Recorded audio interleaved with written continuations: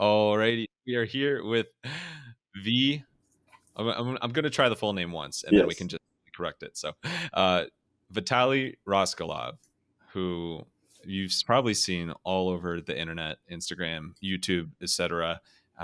Probably at the highest points of anybody you've ever seen on a skyscraper. Just truly inspiring, some of the coolest pictures, videos ever. We'll call you V for short. V, thank you so much for joining. How you doing today? I'm good. Just been busy with some of the stuff. That's it. Good. Busy with some of the stuff, and we're not going to talk about any stuff today. No, No, man, I just just got married. I need to post photographs, so this is the main thing right now. well, congrats on that. Thank you. So much exciting stuff to talk about. What I want to touch on first is, when was the first time that you ever looked up at a skyscraper and was like, I want to climb that? I remember maybe I was 16 or something. Yeah, 16, 17, I guess. Yeah, but before that was a trees. I had a tree house when I was 9 years old in Ukraine. So a lot of things came from the childhood. Because we didn't have any television or mobile phones, so there was nothing to do except, climbing trees, watching stars, explore things around. So it was pretty much from the very beginning. So from the very beginning, I knew that I'm gonna do something interesting. So, tree houses, that climbing trees, tree houses, that just gives me like a warm, fuzzy feeling. I think so many of us, no matter where you are in the world, if there's trees around when you're a kid, you want to climb it. Like, Yes. there's something about that. Yes. What was it that you think spoke to you as a kid about why stay on the ground level? Like, let's go up when we can. What do you mean? I didn't get your question. Like, when I was a kid, I didn't think that I would be a photographer. I didn't think that I will climb things for a living. So it's become more, when I was 18, 19, I start to realize that I start to get paid for my photographs. So I quickly realized that actually this is a great job. I love it very much. So yeah, and then you start to make goals, different place. And back in the days, it was very different than now. What was the first ever photograph that you got paid for? I think it was I climbed multiple buildings in Kiev, capital of Ukraine, and I think one of the company paid me like $5 for one photo, but I saw like 300 photos. It's a big money for a 17 years old kid. And yeah, I bought the camera, I bought a lot of stuff, and I like, oh, this is cool. I can do more of that, and like I getting paid, so it's pretty nice. And back in the days in 2010, there was no Instagram, YouTube just start to show up, and we did everything in LiveJournal. So my first success came from there. LiveJournal.com? Sounds familiar. Yeah, so we in Eastern Europe, it was like a main block thing. Did you when did you go from just kind of climbing these things for fun to like, well, we should take pictures while we're there? I mean, when I got my international passport, more before even that, we have some goals in Moscow, Kiev, Lviv, Minsk, mostly Russia, Ukraine, Belarus. But when I got my international passport, in the first year, I did 32 countries. I climbed the pyramids. I climbed many things in the first year. So it was like a first really big push. Are you scared of heights, by the way? I had to ask. I used to be, yes. How'd you get over that? I remember when I was like 16 or something, I climbed a very tall TV tower, like 1,000 feet or something. And it was abandoned and it was shaken. And I remember in the middle, I was like, ugh, I don't like that. So I just stepped through my fear. And after that, I didn't have like real afraid of heights. More like being in jail. This is the most like the legal issues. This is the most biggest problem always, which bother me. The other things, when you stop to climb, let's say for 6 months, this feeling like scaring of heights is coming back. But then You climb one, two things, and then it's everything the same. Yeah. Well, they're scared of heights when you're, 20 feet off the ground, and then they're scared of heights when you're like almost 2,000 feet off the ground. So I think 2,000 feet is nicer, because you don't see where you're gonna land in case if you fall. But 20 feet is not nice. You can be crippled, you can be disabled, you can break your spine, leg. So if you fall down, better to fall down from like 2,000, 3,000, 5,000 feet, from like 500 meters is much better. You will think about your life while falling. At least like 6 seconds. it's crazy to think about the differences there. I think I want to hit on a particular climb that was a big kind of inflection point in your career. And now, if you look this up, it has like hundreds of millions of views on YouTube across the videos. But Shanghai Tower. Yeah. So it's pretty cool. We're recording this about 10 years after you did this. I think it was 2014. Yes, it was And then 2014. anybody tuning in, check out the Shanghai Tower videos from Raskalov, because absolutely like bone chilling. As you were saying, you're so high up, it's like you don't even know what to think about. But can you take us through like the planning for that? How did this idea to climb this, which second tallest building in the world? How did the idea come about for that? At Chinese New Year, I was living in Hong Kong back in the days in 2014 for almost a year. So we went a lot of times in China mainland, like Shanghai, Guangzhou. And one day I realized they have very long holiday, Chinese New Year, and basically no one. That is, instead of 10 security, that would be only one. So successfully, I went in China every year for like 5 years or 4 years and hit the most of the interesting places because security is very weak. And the Chinese New Year is like a perfect time in China to literally explore everything. But after COVID, a lot of things changed. So it's not like that anymore. Yeah, and I do want to hit on security a little bit, not to get you in too much trouble, but Back in the days, they didn't give you any troubles, but now they call the police. Oh man, yeah. The Shanghai Tower. So what? So there's less security. How high up were you in this tower before you realized, like, hey, I think we're actually going to get to the top today? Immediately. I mean, we check the area, everything fine. We find the place where we're gonna infiltrate the construction site, and yeah, the biggest issue was a low cloud. So we slept maybe like 14 hours on the construction site because we were waiting until the clouds are gone. So yeah, was and we didn't have so much food, but it was worth it. We got incredible views. It was very warm.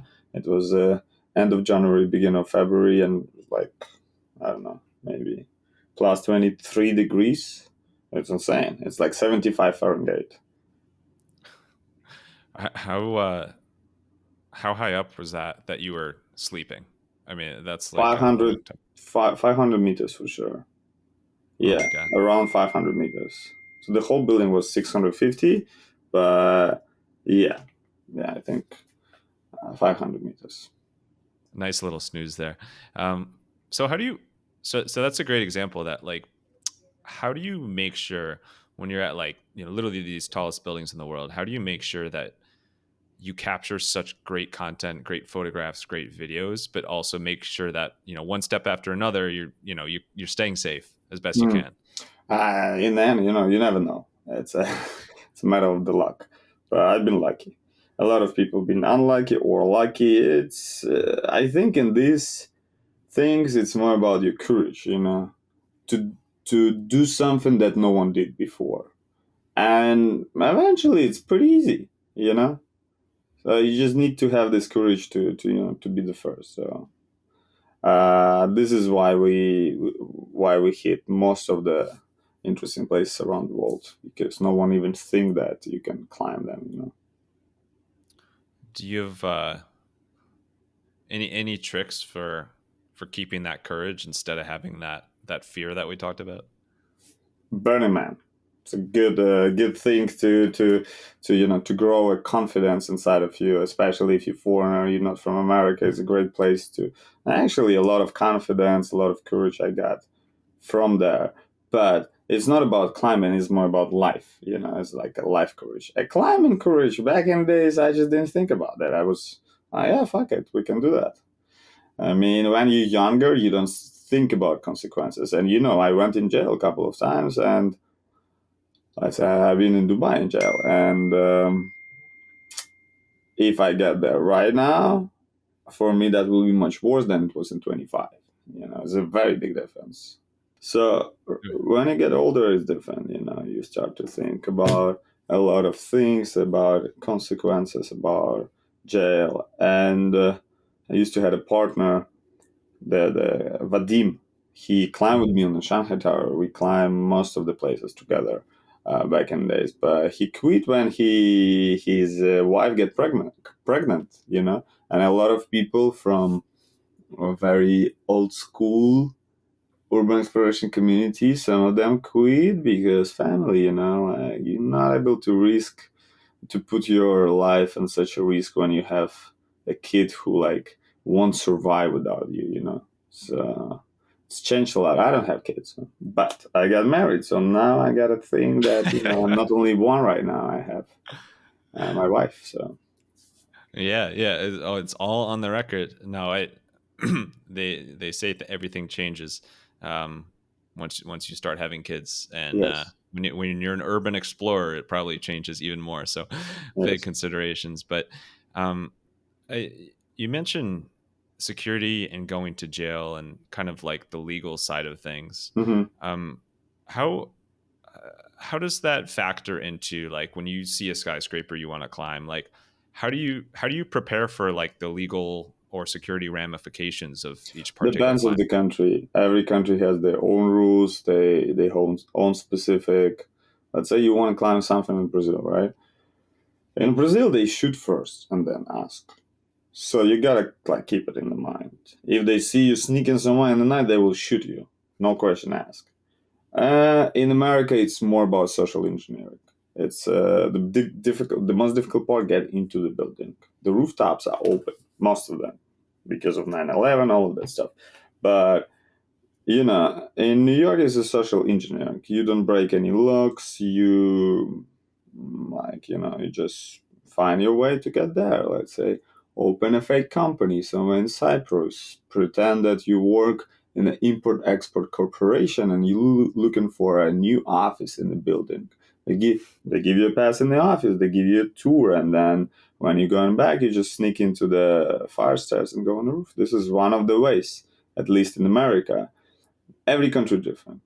Somewhere you can use like force, destroy things, and get away with this. But for example, in America, no.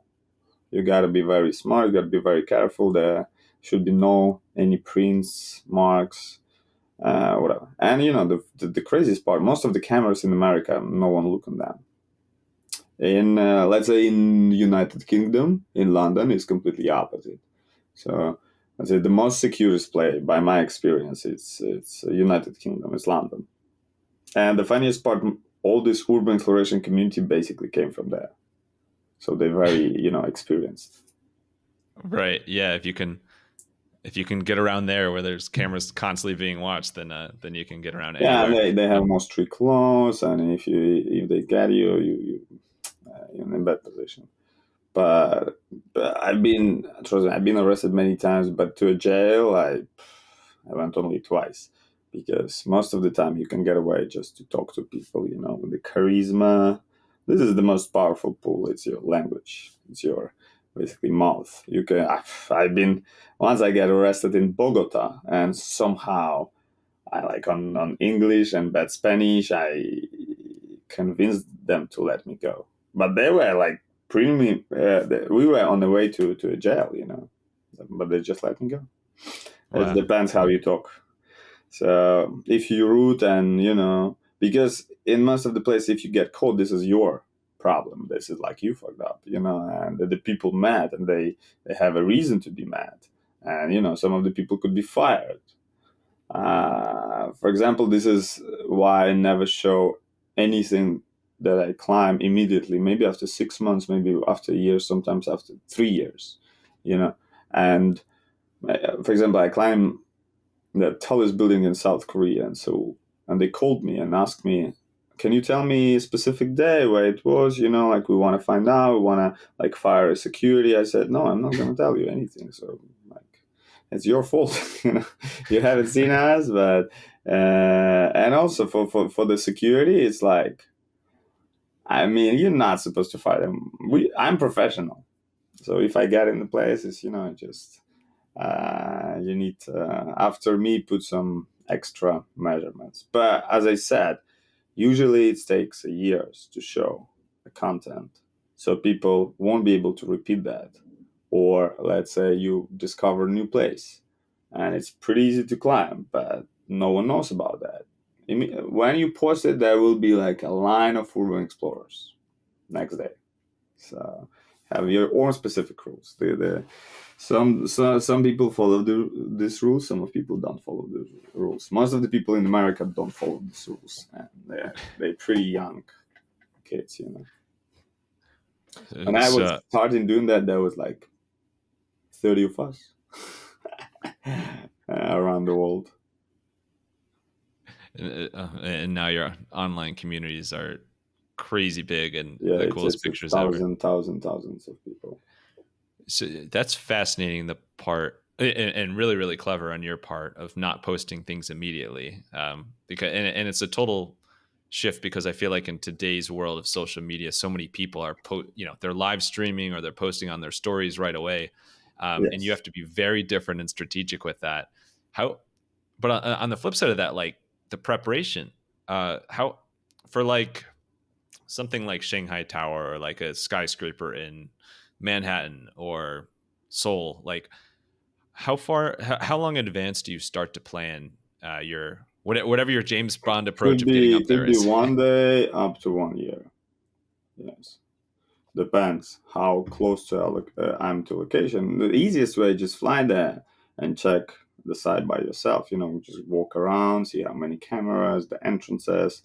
It's like, if you do that online without like person on the ground, that will be very complicated.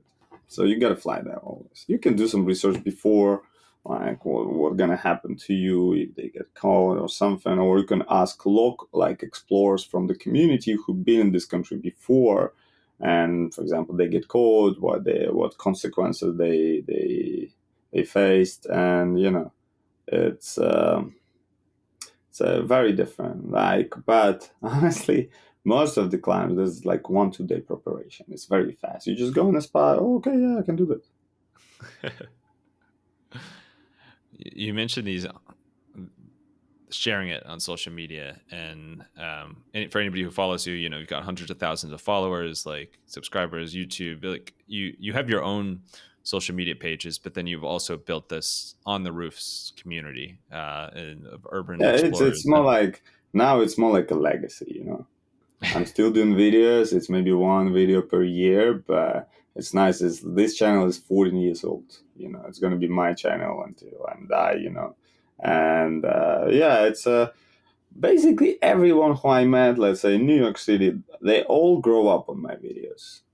And that's, so for me, I feel like I'm old sometimes. I'm only 31. These people are you take that back. 28, but they've been telling me like, oh, I was in the school, in the 8th grade or 7th grade, and I saw your video on the YouTube. I'm like, that's insane. And this is the reason why they start to explore. The guy who I explore with right now, he also lives in New York. He's from Sweden. He basically started to explore because of my content. He saw some of my photos, and he was back in days heavily addicted to very strong substances, and this has helped him to quit his addiction. Like his addiction became photography and exploring. I know a couple of people who actually was very addicted, and they find out photography and exploring for themselves, and they clean now. That's sometimes people die, fortunately not from my circle. The one guy got shot in the leg, but it's a long story, and he's fine now. But Oh my nothing really god. bad happened around me Just a before. flesh wound.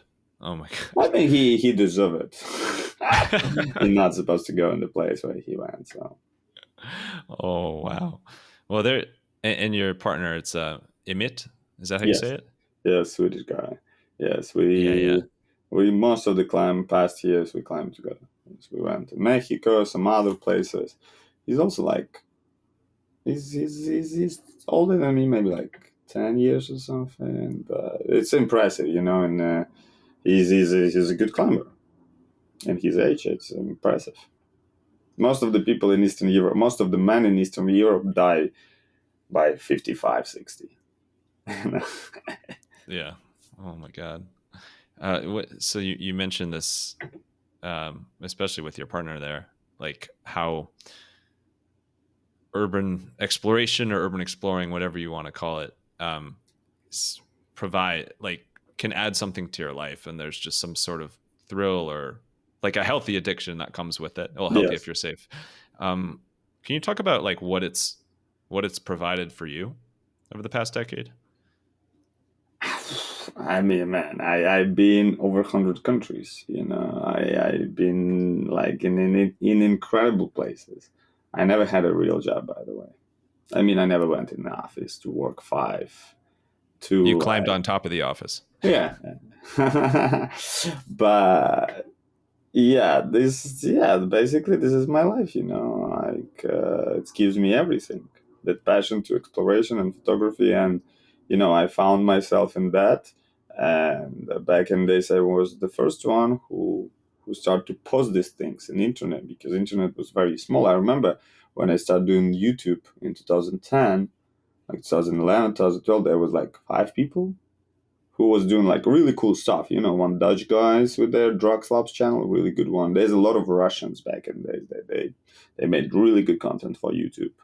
But yeah, now it's insane. Now it's a TikTok. I miss this one.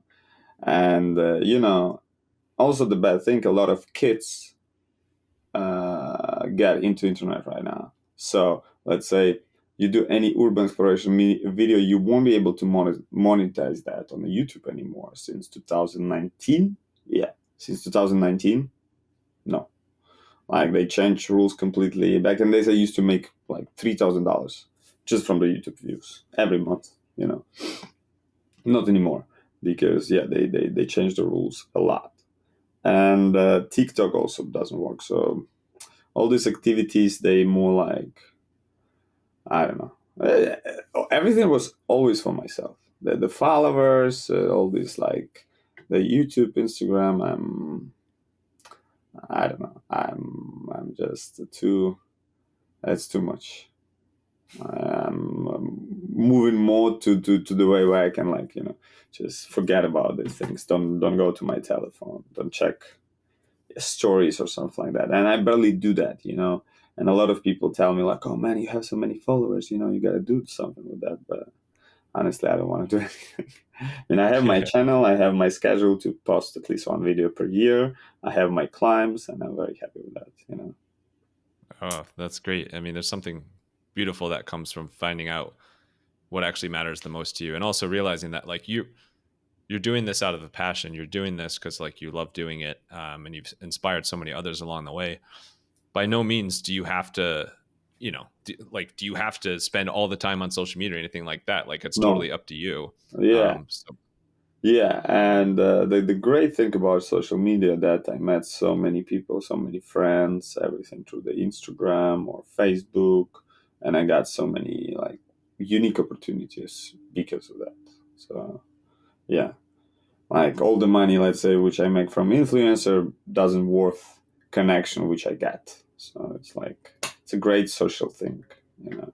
And you know, when you have a lot of followers, especially in America, people really like, holy shit, you have so many. In Eastern Europe, it's like much easier, you know. Like people not very think about that a lot. Yeah, sometimes I've been showing my like YouTube channel to the guy. He's like, start to freak out. You have over 1 million. Oh my god, and that's insane. I don't get it. it is crazy. I think people get starstruck for when they see a number next to a name like that.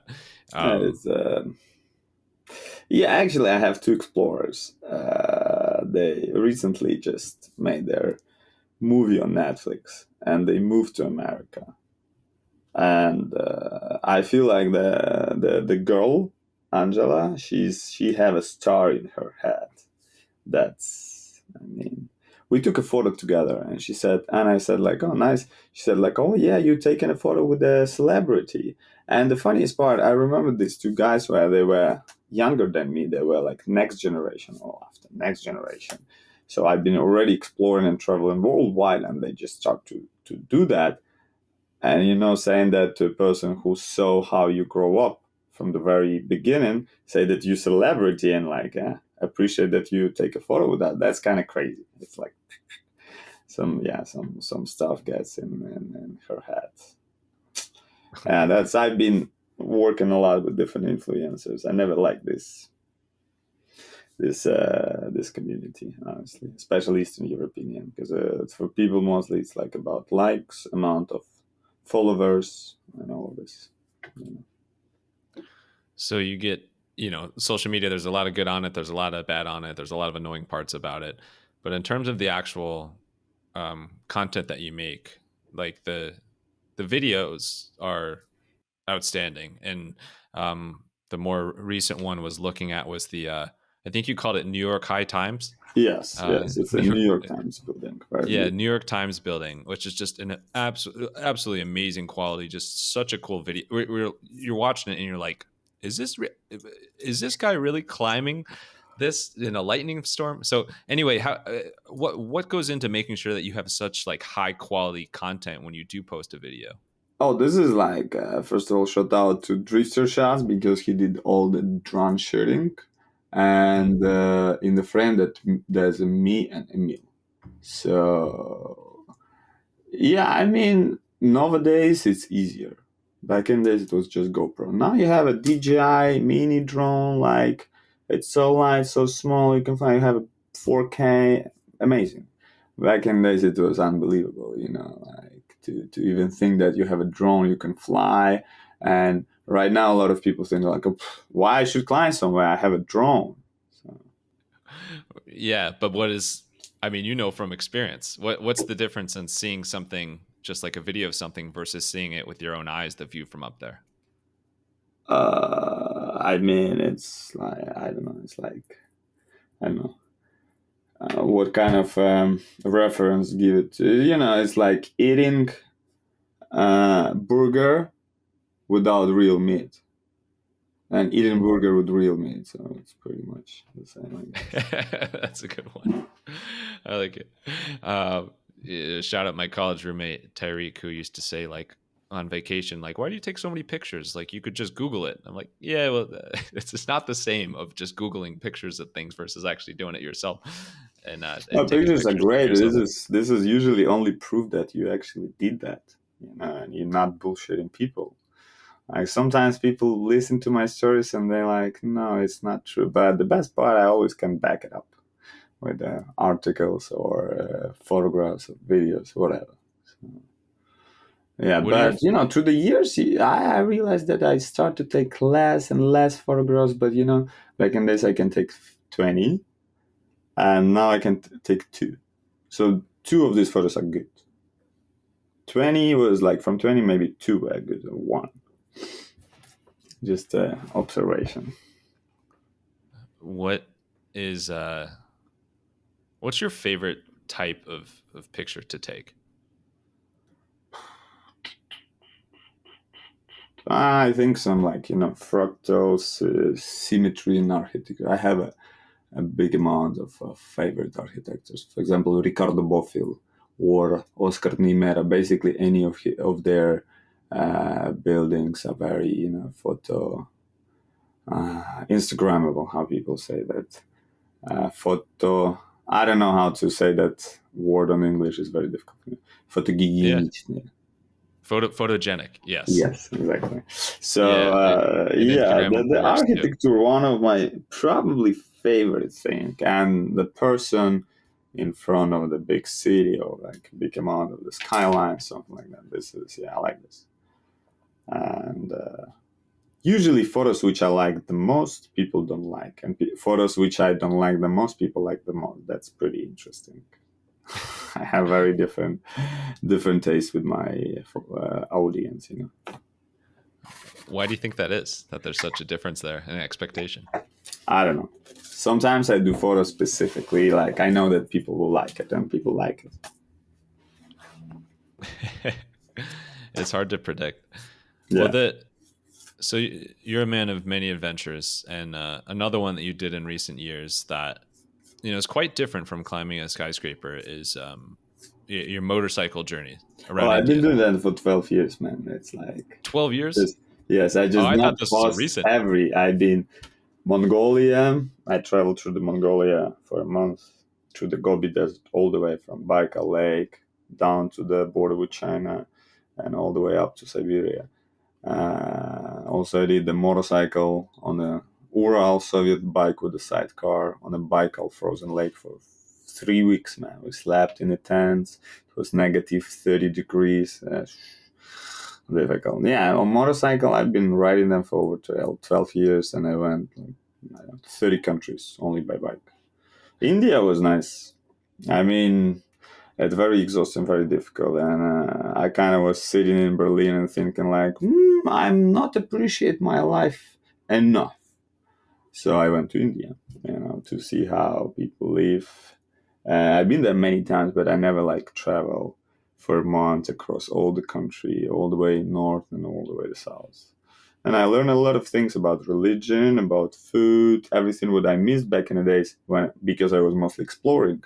So this time, like climbing things. This time I was just enjoying, India. Man, this is this is a harsh place. If you have a weak stomach, don't go. You won't like it. The people with big stomach, India is prohibited. Otherwise, guys, food poisoning immediately. For me, that's Oh totally man, fine. I can handle these things, but for right? American people, that will be difficult. Yeah.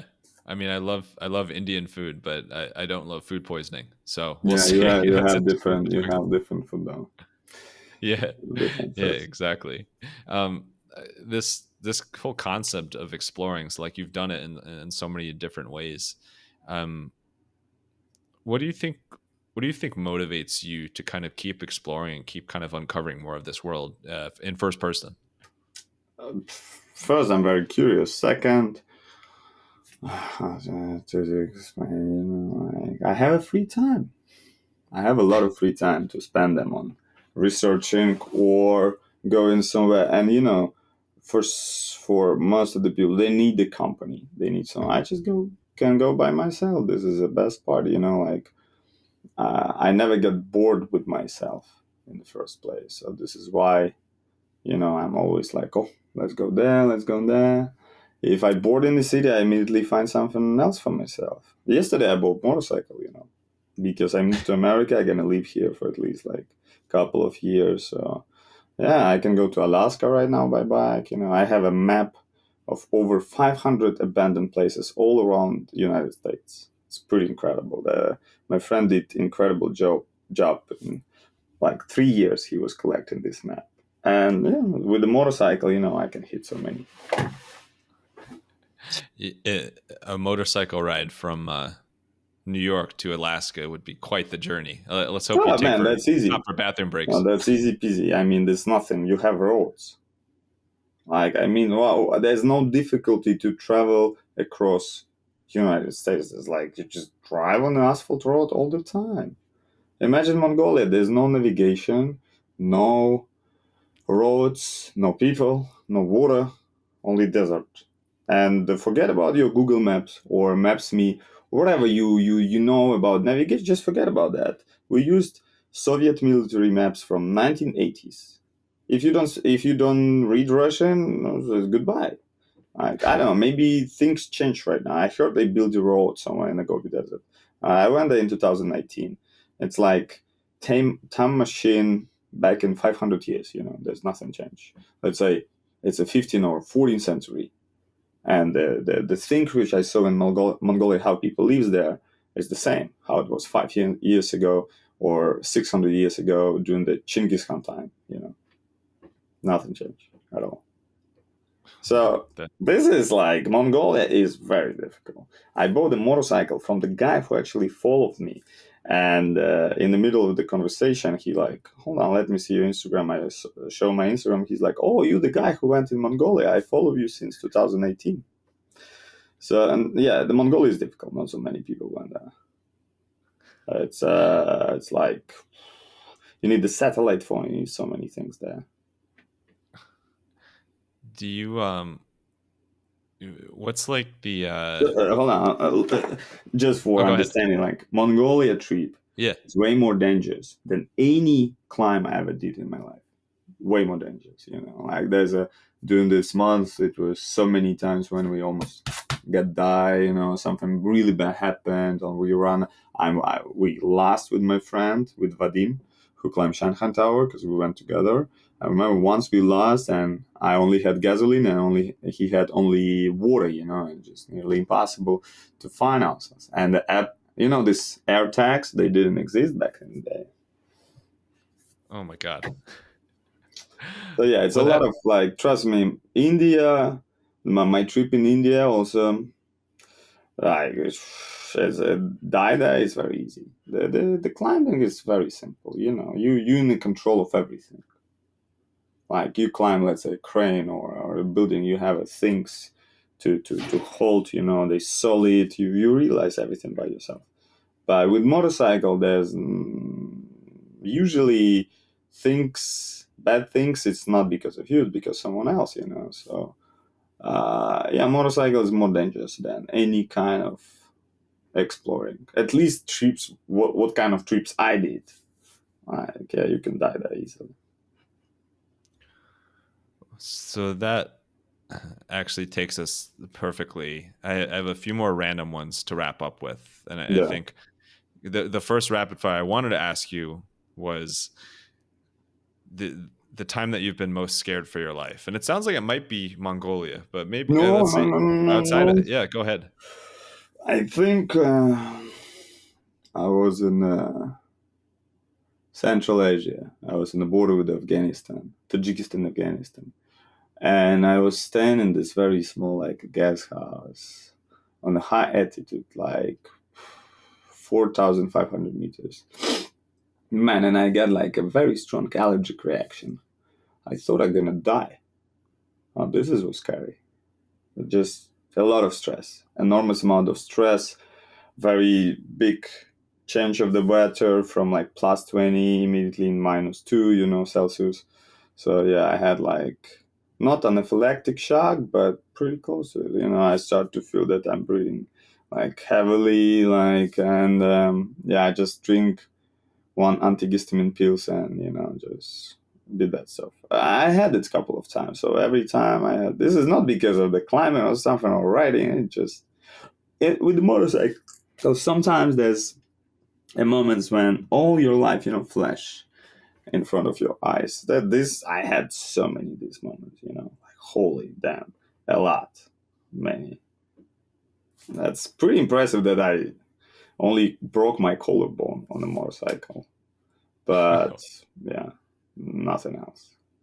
What caused that particular allergic No man, reaction? it was in Indonesia.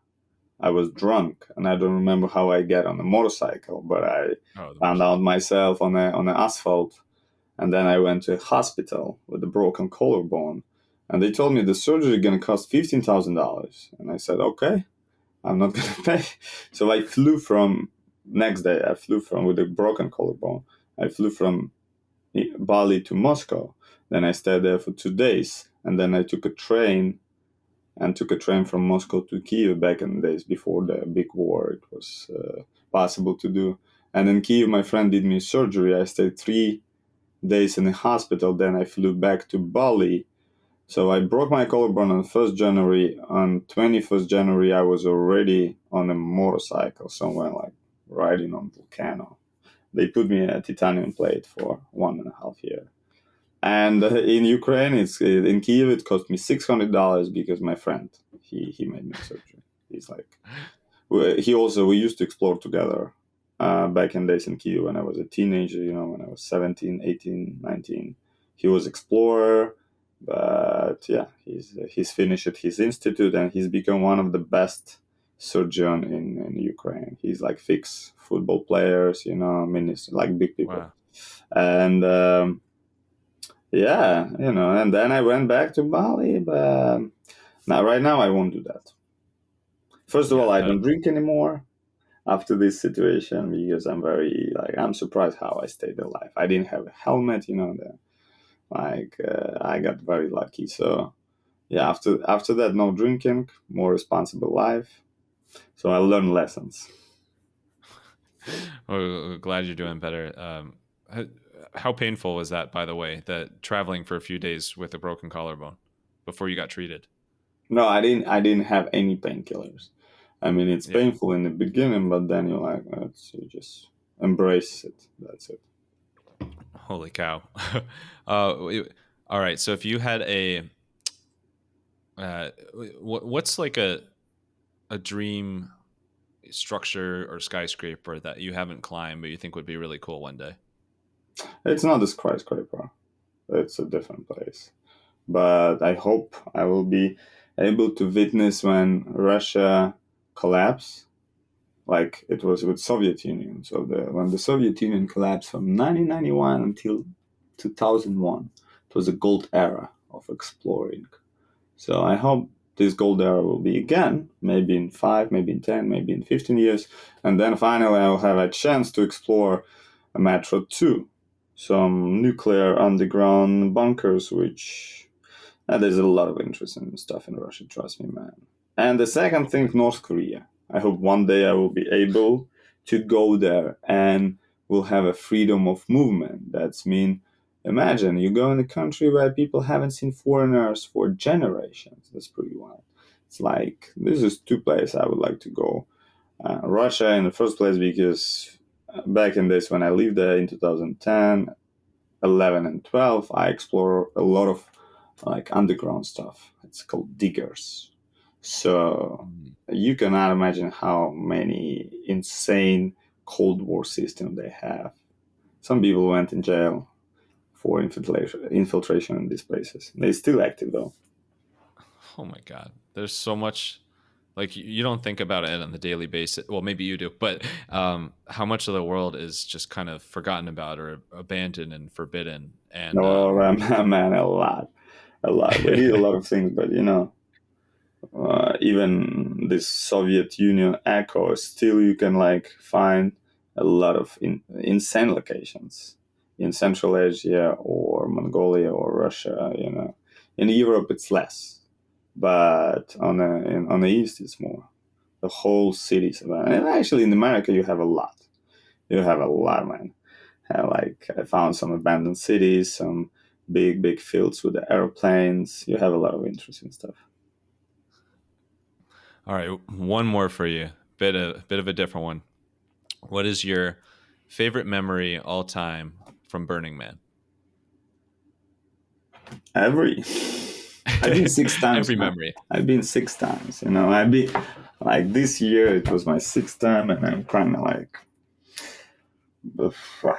I seen a lot. I seen a lot, and I was more like building, less drugs, a little bit less parties, more like contribute. I was a camp leader. Yeah, like when you go there multiple times, you after like third time you start to think that I actually wanna make something really good for this place. Some people do that from the beginning. For me, it was 3 years. 3 years I was just party nonstop, but then I start to like build things, help people, and I don't know. The memories, the people, like all the people I met in Burning Man, eventually gave me incredible opportunities, or I had like some insane, interesting things to explore, to see. Yeah, it's pretty much. Well, you have some just amazing photographs of that as always. And so, Vitaly, thank you so much for doing this. No This is problem. awesome. Just love everything that you're creating Thank you. and such a cool, inspiring story. I know people, if they want to follow you on Instagram, it's at Raskalov. Is there anywhere else that you want to direct people to? A YouTube channel on the roofs. They should watch YouTube channel. It's a good one. There's a lot of good stuff. perfect at on the roofs. And then last thing, final thoughts. It could just be like a quote or one line, words to live by, whatever you want. Send us home here. Throw away your brilliant career and start living. Bring on the